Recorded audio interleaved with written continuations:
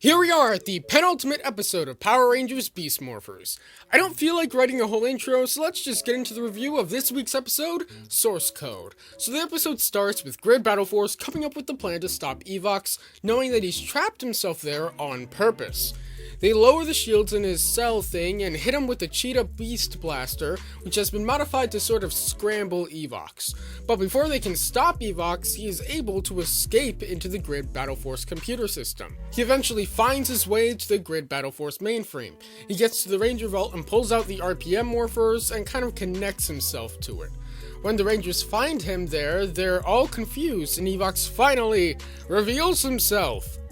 As it turns out, Venjix, who survived in the Morphin Grid and more specifically Scott's Morpher at the end of Power Rangers RPM, became Evox a few years prior when Nate was experimenting with Scott's Morpher and adding Morphex and Snake DNA, leading to part of the Venjix virus mutating and escaping into the Grid Battle Force computer system. This is a huge twist that nobody saw coming! Nah, I'm just kidding. There was no way they were ever going to do this without people guessing it beforehand. At this point, it was more fan service. Pretty much ever since Go Busters was announced to have a computer virus as the villain, fans were speculating that when it was adapted to Power Rangers, the main villain would be Venjix. Then Beast Morphers was announced to have a virus as the villain, and pretty much everyone jumped to the conclusion that it either just straight up would be Venjix, or a different virus that would be revealed to actually be Venjix. So this isn't a huge surprise, especially since last episode made everyone and their mom go, Evox has a dark past? Well, I guess he's definitely Venjix. But nonetheless, it's a good reveal.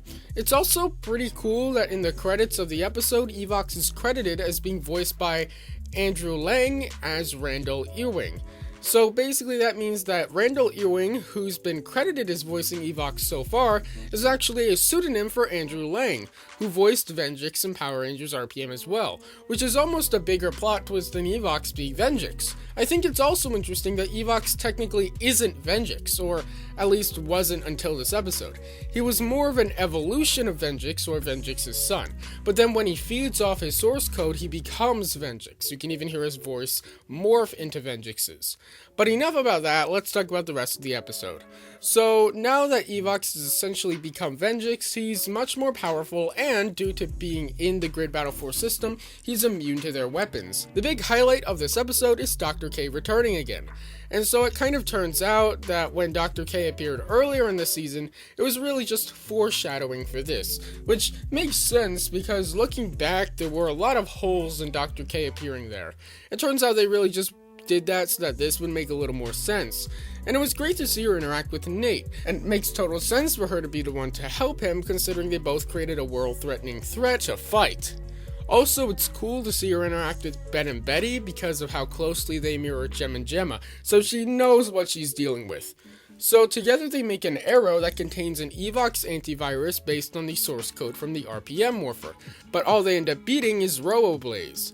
Though, honestly, it feels a little glossed over that they beat Roboblaze. I kinda wish they would have given him a bit more of a send-off. But then the third plot twist of this episode, and the one that prompts the cliffhanger, is that Roboblaze was just a distraction for Scross to slip by and get control of all the Morphex towers and funnel all of the Morphex into the one tower in Coral Harbor, with Grid Battle Force powerless to stop it in an ironic twist. So that's source code. I thought it was a very good episode. Apart from that one comment on Blaze, I don't think there were any real problems. It had good character moments, good plot, a nice cliffhanger, and the action wasn't bad either.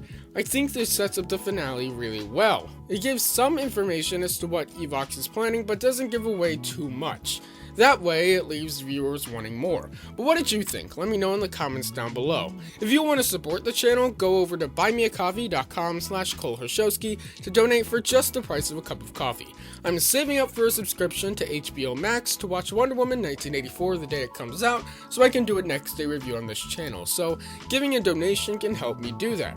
Or I guess you could just DM me your HBO Max password on Twitter if you want. Again, that's buymeacoffee.com/ColeHershowsky. There's a link in the description and on my channel page. As always, don't forget to subscribe for daily videos on the franchises you love, and I'll see you tomorrow. Bye.